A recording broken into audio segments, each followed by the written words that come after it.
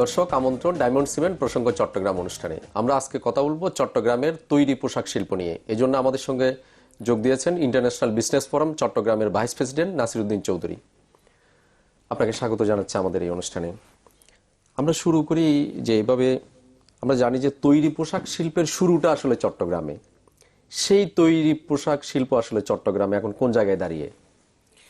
হ্যাঁ, এটা চট্টগ্রামে বাংলাদেশের প্রথম রপ্তানি করার বিষয়টা দেশ গার্মেন্টস দিয়ে শুরু হয় এবং এটাকে ইন্ডাস্ট্রি হিসেবে স্বীকৃতিটা মূলত চট্টগ্রাম থেকে শুরু হয় এবং চট্টগ্রাম থেকে প্রায় ৬০ জন মতো শিক্ষিত মানুষ সাউথ কোরিয়া পাঠিয়ে মরহুম নুরুল কাদের খান, যারা আজকে বাংলাদেশে ছড়িয়ে ছিটিয়ে এই ব্যবসাকে অনেক দূর এগিয়ে নিচ্ছে।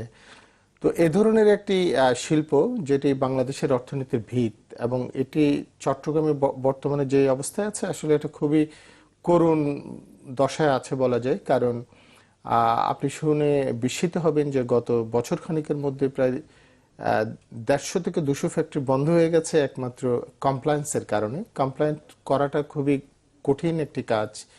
বর্তমান সময়ে টিকে থাকার জন্য কমপ্লায়েন্সের কোনো বিকল্প নেই এবং এখানে সবচেয়ে জটিল যে বিষয়টি দাঁড়িয়ে গেছে, পৃথিবীর কোথাও আমাদের প্রতিদ্বন্দ্বী দেশ বলে না, পৃথিবীর আরএমজি সেক্টর প্রমোট করছে অনেক দেশ আছে, কোনো দেশেই কিন্তু অ্যালায়েন্স অ্যাকর্ড দুটি বায়ারদের প্রতিনিধি, অ্যালায়েন্স আমেরিকার বায়ার অ্যাপয়েন্ট করেছেন এবং অ্যাকর্ডকে ইউরোপিয়ান বায়ার অ্যাপয়েন্ট করেছেন কমপ্লায়েন্সটা ফলো আপ করার জন্য, যেটি পৃথিবীর কোনো দেশেই নেই। এটি আমাদের জন্য খুবই দুর্ভাগ্যজনক এবং এই দুটি প্রতিষ্ঠান বর্তমানে আন্তর্জাতিক মানের শিল্পে তৈরি করার জন্য ফ্যাক্টরিগুলোর কমপ্লায়েন্স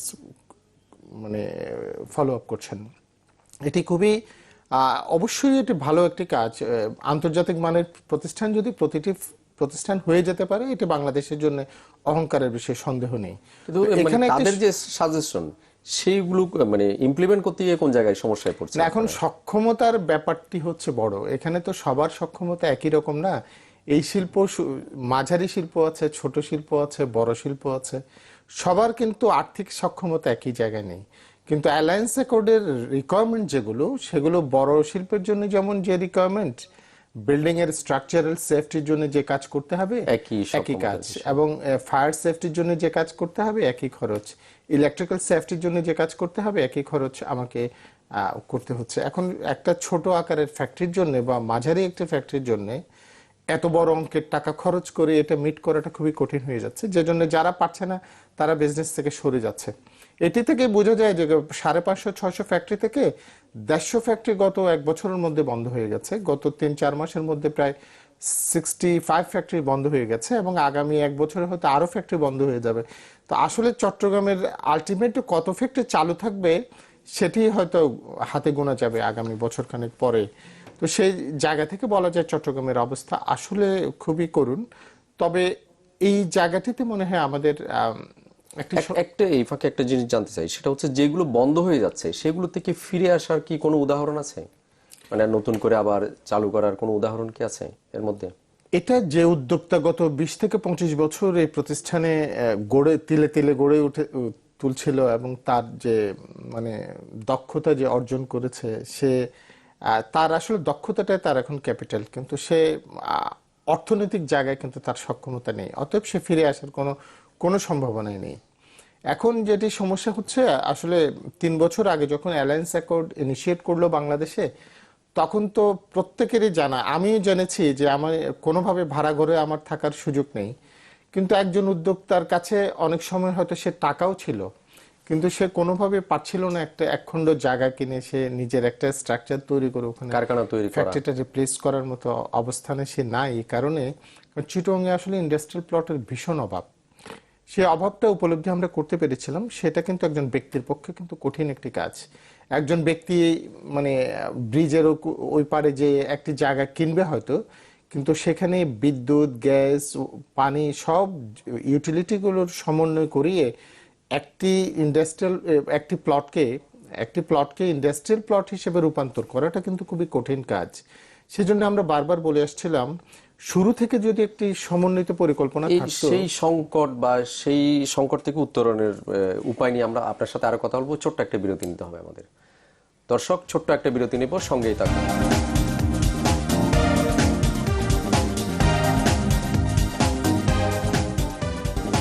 দর্শক, আবারও স্বাগত প্রসঙ্গ চট্টগ্রাম অনুষ্ঠানে। আমরা কথা বলছি চট্টগ্রামের তৈরি পোশাক শিল্প নিয়ে। আপনি বিরতিতে যাওয়ার আগে বলছিলেন যে একটি সমন্বিত জায়গায় যে সবাইকে নিয়ে আসার এই যে এই আপনাদের যে সুপারিশটা বা দাবিটা, এটা নিয়ে একটু কথা বলতে চাই। না, এটি বিষয়টি হচ্ছে একটি ইন্ডাস্ট্রিয়াল অ্যাপারেল জোন করা, একটা ইন্ডাস্ট্রিয়াল একটা ক্লাস্টার তৈরি করা। এটি আমরা বারবার বলে আসছি যে চট্টগ্রাম শহরের ভিতর যেভাবে এই শিল্পটা বিকাশ ঘটেছিল বছর 30 আগে, 80-র দশকের শুরু থেকে, সেটি কিন্তু আজকের প্রেক্ষাপটে এটা কোনোভাবেই সম্ভব না। অতএব কোনো মার্কেটের উপরে কোনো ফ্যাক্টরি থাকতেই পারে না, কোনো ভাড়া ঘরে আসলে ফ্যাক্টরি থাকতে পারে না। সেজন্য আমরা বলছিলাম শহরতলিতে যে চট্টগ্রাম শহরের বাইরে যে যদি আমরা ছোট ছোট ইন্ডাস্ট্রিয়াল ক্লাস্টার করে নিতে পারতাম, গত 3 বছর আগে থেকেও যদি একটি সমন্বিত পরিকল্পনা থাকতো, তাহলে এটি হয়তো সম্ভব ছিল। তো আমরা বলি এখনো কেন নয়, আগামী 1 বছর 2 বছরে যে ফ্যাক্টরিগুলো বন্ধ হবে অন্তত সেগুলোকে তো রেস্কিউ করা যায়। এবং যে ফ্যাক্টরিগুলো বন্ধ হয়ে গেছে, যার আর্থিক সক্ষমতা হয়তো বা আছে, সেও তো একটা ইন্ডাস্ট্রিয়াল প্লট কেনার স্বপ্ন দেখে। তো তাকে সেই সুযোগটা করে দেওয়ার জন্য তো আমার মনে হয় একটি পরিকল্পনা খুব দ্রুত নেওয়া দরকার। আগে যেটা পারেনি সেটা নিয়ে আসলে কথা বলে লাভ কিন্তু নেই। আমরা তো শুনেছিলাম যে কালুরঘাট এলাকায় আপনাদের জন্য একটা জোন করার একটা উদ্যোগের কথা শুনেছিলাম, সেটা কতটুকু? এখন বিষয়টি হচ্ছে মাননীয় মেয়র মহোদয় একটি উদ্যোগ নিয়েছেন। এটা খুবই শুভ উদ্যোগ যে একটা অ্যাপারেল জোন করে 11টি বিল্ডিং করা হবে। সেখানে একটি ইন্ডিভিজুয়াল বিল্ডিংও একজনে নিতে পারে এবং ওখান থেকে ফ্লোরও শেয়ার করতে পারে। তো এই বিষয়টিও খারাপ ছিল না, আমাদের জন্য ভীষণভাবে আশা জাগিয়েছিল। কিন্তু আজ পর্যন্ত দৃশ্যমান তেমন কোনো অগ্রগতি ওই জায়গায় নেই। সেখানে আমার মনে হয় সেটি তো একটি আছে, সেটি হচ্ছে একটা স্ট্রাকচার তৈরি করবে, কিছু বিল্ডিং দেবে। তো সেটি যত দ্রুত হওয়া যায়, আগামী 2 বছরের মধ্যে যদি অন্তত সে কাজগুলো করা যায়, সেখানে কিছু ফ্যাক্টরি রিলোকেট করার সুযোগ আছে। তবে এখনো পর্যন্ত কোনো অগ্রগতির কথা বলা যাচ্ছে না এখানে। আরেকটা বিষয় আমরা শুনেছি, সেটা হচ্ছে যেমন মিরেশ্বরায় যে বিশেষ অর্থনৈতিক অঞ্চল হচ্ছে, সেখানে একটা অ্যাপারেল জোন করার জন্য একটা উদ্যোগের কথা আমরা শুনেছিলাম। সেটা আসলে কতটুকু আপনাদের জন্য সেই মিরেশ্বরের সক্ষমের জায়গা কতটুকু? স্পেশাল ইকোনমিক জোনে যে পরিকল্পনার কথা বলা হচ্ছে, সেখানে এইগুলো হচ্ছে দীর্ঘমেয়াদী একটি কাজ। মিরেশ্বরের সেই জায়গাটি শিল্প উপযোগী করে আমাদের গ্রামীণ শিল্প হতে হতে আরো সময়ের ব্যাপার। আমার কথা হচ্ছে যে ফ্যাক্টরিগুলো খুব দ্রুত বন্ধ হয়ে যাওয়ার এখনই বন্ধ পথে হয়ে বা যাচ্ছে। বন্ধ হয়ে গেছে, এই শিল্প উদ্যোক্তাদের অভিজ্ঞতাটাকে কাজে লাগানোর জন্য, দীর্ঘদিনের অভিজ্ঞতা লব্ধতার এই জায়গাটি যদি আমরা ব্যবহার করতে চাই, আমার মনে হয় তাদেরকে রিলোকেট করাটা খুব জরুরি। এখানে তো 20টা প্লট রেডি করার জন্য তো খুব বেশি বড় কাজ না। আমি বলছি না যে 200 শিল্প প্লট তৈরি করা, এগুলো হয়তো অনেক সময় সাপেক্ষ। মিরেশ্বরে তো হয়তো 400 প্লট হবে, কিন্তু ততদিন এই অভিজ্ঞ শিল্প উদ্যোক্তাগুলো হারিয়ে যাবে। রুগ্ন হয়ে যাবে তখন। অতএব শিল্প উদ্যোক্তা যারা অভিজ্ঞ, তাদেরকে যদি কাজে লাগানোর একটি সুযোগ তৈরি করার জন্য খুব দ্রুত শিল্প প্লট তৈরি করতে হবে। অ্যাপারেল জোন যেটি মাননীয় মেয়র মহোদয় নিয়েছেন, সেটি আলোর মুখ যদি দেখে, এটি একটি ভালো জায়গা। এখানে হয়তো 10 থেকে 15-20টা ফ্যাক্টরি রিলোকেট করা যাবে। কিন্তু আমাদের আরো 20-30টি ফ্যাক্টরি যদি রিলোকেট করার জন্য ছোট ছোট কিছু ক্লাস্টার তৈরি করা যায়, তাহলে হয়তো একটি সুযোগ আছে। আমরা মনে হয় এই জায়গাটিতে এখনই পরিকল্পনা, এটা সরকারিভাবেই নিতে হবে, বিজিএমই এর উদ্যোগ নিতে হবে সেখানে, এবং সরকারের কমার্স মিনিস্ট্রি এবং ইন্ডাস্ট্রিয়াল মিনিস্ট্রি এখানে সহযোগিতা করে। আমাদের বিটিএমসির এখনো কিছু জায়গা আছে যেগুলো ব্যক্তি মালিকানা দেওয়া হয়ে এরকম গেছে। সুনির্দিষ্ট প্রস্তাব আছে কি আপনাদের? সুনির্দিষ্ট প্রস্তাব আসলে আমাদের কাছে, আমরা এখন কাজ করছি এটার জন্য, জায়গা আমরা লোকেট করছি। সেই প্রস্তাবনাটা হয়তো আমরা খুব দ্রুত দেওয়ার চেষ্টা করব। আমরা এখন বলতে চাই যে ফতেহাবাদে কিছু জায়গা আছে, ওখান থেকে অন্তত 50 একর জায়গা তৈরি করতে পারলে আমরা 50টি ফ্যাক্টরি লোকেট করার সুযোগ পাবো। সেই কাজটি যদি আমার মনে হয় 1-1.5 বছরের টাইম ফ্রেম করে দেওয়া হয়, আমার মনে হয় 50 একর জায়গা ডেভেলপ করতে খুব বেশি সময় লাগার কথা না। প্রয়োজনে 20 একর জায়গা ডেভেলপ করতে বেশি সময় নেবে না। আমার মনে হয় আমরা স্বল্প মেয়াদী পরিকল্পনাটা এখন খুবই গুরুত্বপূর্ণ। আমরা 500 ফ্যাক্টরির জন্য কখন জায়গা তৈরি হবে, 500 প্লট তৈরি হবে, এগুলো অনেক পরের বিষয়। হ্যাঁ, এটা সুদূর প্রসারী পরিকল্পনা আমাদের অবশ্যই থাকতে হবে। আগামী 5 বছর পরে আমি যদি যে স্বপ্ন দেখছি 50 থেকে 60 বিলিয়ন ডলারের বিজনেস করবে, সেই জন্য অবশ্যই ও ধরনের পরিকল্পনা লাগবে। কিন্তু আজকের দিনে আমরা যে সংকটটাতে পড়ে আছি, যারা ফ্যাক্টরিগুলো রিলোকেট করতে পারছে না, তাদের জন্য একটি সুযোগ তৈরি করে দেয়া। এই প্লটটি কিন্তু যে খরচ সরকার করবে এখানে দ্বিগুণ দামে ফ্যাক্টরি কেনার মতো, প্লট কেনার মতো উদ্যোগটা এখন রয়ে গেছে। অতএব এটা এমন কিছু না যে এখানে মানে লুজিং কোনো প্রজেক্ট হবে না, মানে একটু উদ্যোগ আর পরিকল্পনা নিলে হয়। উদ্যোগ আর একটি সমন্বিত পরিকল্পনা এবং একটি সময় বেঁধে দিয়ে পরিকল্পনাটা বাস্তবায়ন করে। আপনার সাথে আমরা আরো কথা বলবো, ছোট্ট আরেকটা বিরতি নিতে হবে আমাদের। দর্শক, ছোট্ট আরো একটা বিরতিতে যাব, সঙ্গে থাকুন।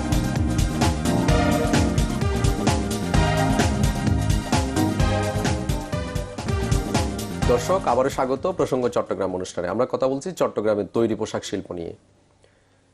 এই যে জায়গার সংকটের কথা বলছিলেন বা নানা ধরনের সংকটের কারণে অনেকগুলো কারখানা বন্ধ হয়ে যাচ্ছে, কিন্তু স্কিল ডেভেলপের একটা বিষয় তো আপনাদের এই শিল্পে আছে, সেটা আসলে কত দূর, সেটা নিয়ে একটু জানতে চাই। এটি একটি গুরুত্বপূর্ণ দিক। এই শিল্পে কিন্তু টেকনিক্যাল এক্সপার্টের কোনো বিকল্প নেই, যেগুলো আমরা গত বছরের পর বছর ধরে বিদেশি এক্সপার্টের কাছে আমরা নির্ভরশীল ছিলাম। এটি সুখের খবর যে বাংলাদেশে প্রথম ফ্যাশন ডিজাইন ইউনিভার্সিটি হয়ে গেছে ঢাকায়, এবং চট্টগ্রাম আপনি জেনে খুশি হবেন আমরা 4র্থ বছর পূর্তি করলাম একটি ফ্যাশন ডিজাইন কলেজ, যেটা বিজিএম এর উদ্যোগে চট্টগ্রামে বিজিএম এর ভবনে চলছে। মাত্র 30 জন ছাত্রছাত্রী দিয়ে শুরু করা প্রতিষ্ঠান আজকে 350 ছাত্রছাত্রী এখানে লেখাপড়া করছে। ওই প্রতিষ্ঠানের দায়িত্বে এখন আমি আছি, এবং সেই প্রতিষ্ঠান থেকে প্রথম ব্যাচের স্টুডেন্টরা বেরিয়ে গেছে। 26 জন ছাত্রছাত্রী এখন ইন্টার্ন করছে এবং তারা আগামী জুলাই গ্রাজুয়েশন করে কর্মক্ষেত্রে যাবে। তো প্রতি বছর বাংলাদেশ থেকে বেশ কিছু স্কিল ছেলে মেয়ে একাডেমিক লেখাপড়া যেগুলো অনেক আগে করার কথা ছিল, সেটি দেরি হলেও আমরা এখন বেশ ছেলে মেয়েদের, আমাদের সন্তানদের আসলে আমরা স্কিল করতে চাই। এবং বিদেশি টেকনিক্যাল এক্সপার্টরা যে জায়গাটি দখল করে আছে সেই জায়গাটি তারাই আগামী বছরগুলোতে তারাই দখল করুক। আমরা চাই বাংলাদেশের এই টেকনিক্যাল এক্সপার্ট যদি আমরা সাপোর্ট দিতে পারি এই সেক্টরকে, তাহলে একটা বড় ধরনের বড় একটি অ্যামাউন্ট ফরেন এক্সচেঞ্জে যেগুলো পেমেন্ট হয় বাইরে, সে টাকাটা আমরা সেভ করতে পারবো, এবং আমাদের শিক্ষিত ছেলে মেয়েদের কাজের কর্মসংস্থানটা এটা নিশ্চিত হবে এবং অর্থনৈতিকভাবে তারা স্বাবলম্বী হবে। এইরকম প্রতিষ্ঠান কি আরো দরকার বলে মনে করেন আপনি? আমার মনে হয় আরো দরকারের চাইতে বেশি যেটি দরকার সেটা গুণগত মানটি নিশ্চিত করাটা বড় বিষয়। এখন আমরা চট্টগ্রামে দুটি সাবজেক্টে এখন লেখাপড়া করাচ্ছি, apparel merchandising and fashion design, FDT, fashion design and technology. এই দুটি সাবজেক্টে আমরা 4 বছরের বিএসসি অনার্স কোর্সে লেখাপড়া করাই। আরও সুযোগ আছে টেক্সটাইল ইঞ্জিনিয়ারিং করা, আরও সুযোগ আছে নিটিং ম্যানুফ্যাকচারিং এন্ড টেকনোলজিতে যাওয়া। আমরা আপাতত ওই দুটি সাবজেক্টে যেতে চাই না। এই দুটি সাবজেক্টের উপরে আগে আমরা অভিজ্ঞতা অর্জন করতে চাই এবং শিক্ষার মানটি উন্নত করতে চাই। এই ক্ষেত্রে কি এটা কি বিশ্ববিদ্যালয়ে মানে রূপান্তর করার বা উন্নীত করার কোনো সম্ভাবনা কি আছে? এটি সময়েই বলে দেবে যে এটি প্রয়োজন অবশ্যই আছে। চট্টগ্রামের তৈরি পোশাক খাত যে যতটুকু আছে এখন, সেগুলো তো আগামী 5 বছর পরে অন্তত বর্তমানে যার ক্যাপাসিটি আছে সে তো দ্বিগুণ করছে, তার বিজনেস তো ডেভেলপ করছে। অতএব এখানেও তো স্কিল সাপোর্ট লাগবে। অতএব আমরা আশা করব আগামী দিনগুলোতে বিশ্ববিদ্যালয় চট্টগ্রামেও দরকার হবে, সেটি সময়ই বলবে এবং সময় মতো সবকিছু হয়ে যাবে। তো আমরা যেটি গুরুত্ব দিতে চাচ্ছি, আমরা লেখাপড়ার মানটাকে আরো ডেভেলপ করতে চাই। এই স্কিল আমার ছেলে মেয়েগুলো কিন্তু এখান থেকে বের হয়ে তারাই অ্যাম্বাসেডারের কাজ করবে। তারা কর্মক্ষেত্রে যে যদি প্রুফ করতে পারে তার স্কিল, সে যদি প্রুফ করতে পারে তা সে স্কিল একজন টেকনিশিয়ান, সে টেকনিক্যাল এক্সপার্ট, সে বিদেশি এক্সপার্টের সাথে সে কম্পিট করতে পারছে, তখন একজন উদ্যোক্তা আমার এই প্রতিষ্ঠানের ছেলে মেয়েটিকে কাজে নেয়ার জন্য চাইবে। অতএব আমি আশা করব আগামী দিনগুলোতে আমাদের এই ছেলে মেয়েরাই এই জায়গাটিতে আসবে, এবং এখনো যে 1000-এর উপরে টেকনিক্যাল এক্সপার্ট এখনো বাংলাদেশে কাজ করছে, চট্টগ্রামেরও শতাধিক টেকনিক্যাল এক্সপার্ট কাজ করছে। আগামী দিনে আগামী 2-4 বছর পরে আমরা সেই জায়গাটিকে শূন্যের কোঠায় নিয়ে আসছি। আমি সবশেষ আপনার কাছে ছোট্ট করে জানতে চাই, সেটা হচ্ছে 2021 সালের মধ্যে আপনাদের $50